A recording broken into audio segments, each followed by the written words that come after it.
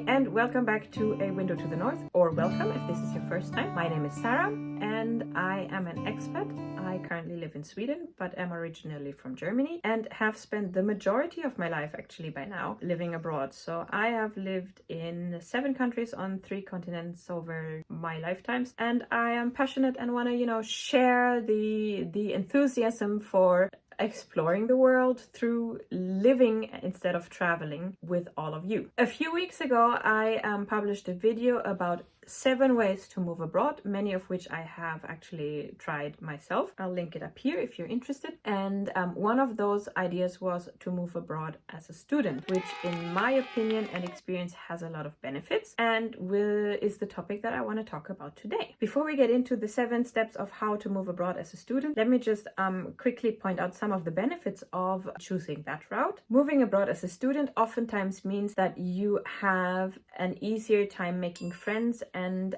finding a support system, both of other internationals, but also of locals, as in other students that you can get to know and through that build a nice and supportive social circle. This becomes harder when you move abroad as an employee, because people most of the times will already have, families, their own lives, depending on the company or depending on your age. So moving abroad as a student is a great way to, be more included in the social circle of your new country. Does that make sense? But I guess you know what I mean. One more fantastic thing about moving abroad as a student is that you have a university degree or you have a university affiliation. If you don't move for an entire degree on your resume, that will be easily recognized by employers in that country. Should, one of your goals be to find employment in that country later on. You can oftentimes either prolong, interchange your visa, your residency afterwards to find employment, and you can tap into the job market of that country already by building relationships and networks with potential employers. So it's a great way to move abroad, kind of get a feel for the country, and then have a chance of changing or prolonging your visa afterwards if you wish to stay longer. I, for example, went to the US as an exchange student on a 1-year visa, and the benefit of that visa was that you could prolong it for up to another year to do an internship in the country. Now, I personally did not do that. I decided to do an internship in London instead, but I have a couple of friends who actually went down that road. Did an internship. In our case, we studied hotel management, so they did an internship in a hotel where they worked for 6 months, and because of their performance, when the internship ended, they got offered a permanent contract, which meant that their employer would sponsor the new work visa that they would get in order to stay on in that company. So it's a fantastic way to little by little build up to a work visa, particularly if you are at the beginning of your career, where entry-level positions oftentimes can actually be filled by local employees otherwise. Step number 1 when you want to become an exchange student is that you need to decide about the length of your stay, meaning you need to decide if you want to commit to an entire program, so an entire bachelor's degree, master's degree, or if you want to just go on a half-year or 1-year exchange. If you want to go on an exchange, usually that is organized through the international office at your university. Oftentimes universities have relations with already existing other universities with whom they cooperate, and that is the place that you should get in contact with. Otherwise, if you want to go for an entire program, the world is open to you. Number 2, you need to, of course, decide on a country that you want to visit. And when deciding on a country, I would recommend to be a little open-minded, because depending on the country that you want to move to, tuition fees can vary quite drastically. For example, I know that in the US, generally university is very expensive. In many European Union countries, universities are completely free of charge, so that if you are a member of another European Union country, if you stay within the union, you are entitled to education at the same cost as the citizens of that country. But even when you come from outside the European Union, depending on which country you choose, the tuition fees will usually vary. Number 3, once you've decided on a country, is of course to decide on a university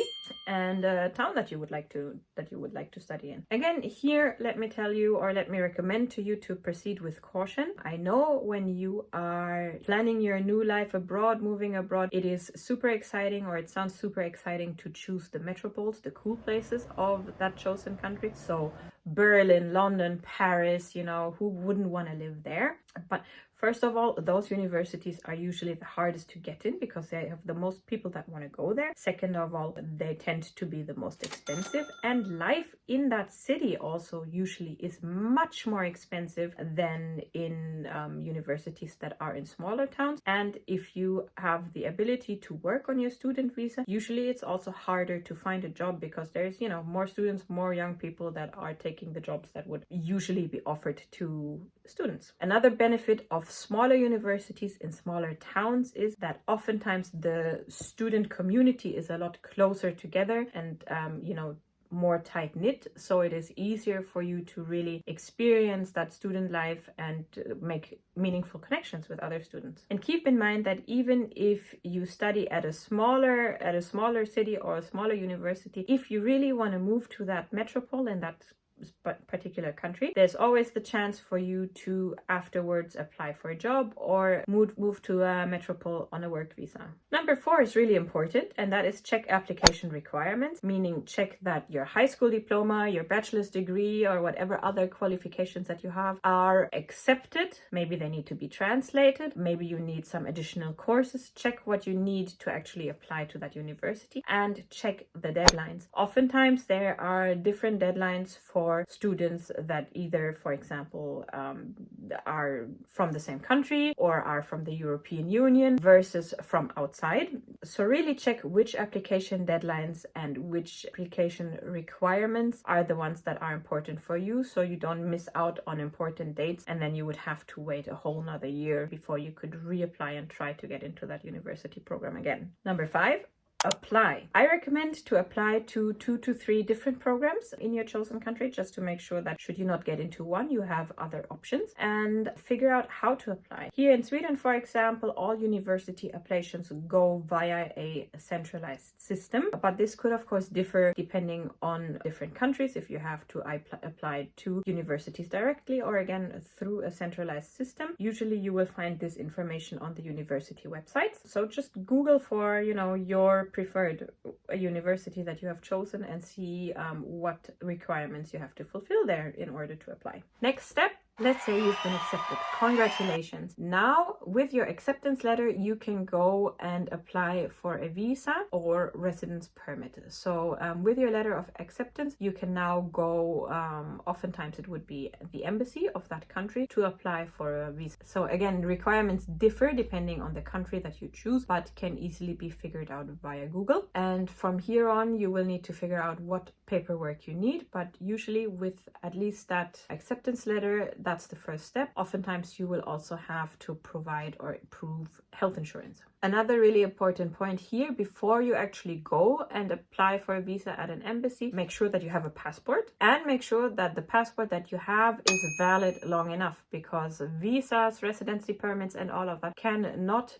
be given past the date of the validity of your passport. So if you realize that, you know, you want a 1-year visa and your passport runs out in half a year, you need to go and get a new passport before you can go to the embassy to get a visa. So once you've settled all of that and, you know, you've applied to university, you've gotten your letter of acceptance, you have gotten your visa, and you have paid for your university, don't forget to pay for your university, you can start to organize housing. Now that can be a little bit daunting in a country that you are, you know, not familiar with. Usually for international students, a good first starting point is to go through the university. Oftentimes they have an international office or several housing options, housing programs, and many times international students will get into these housing programs first, because of course for them it is harder to find housing otherwise. How many times did I say housing in that sentence now?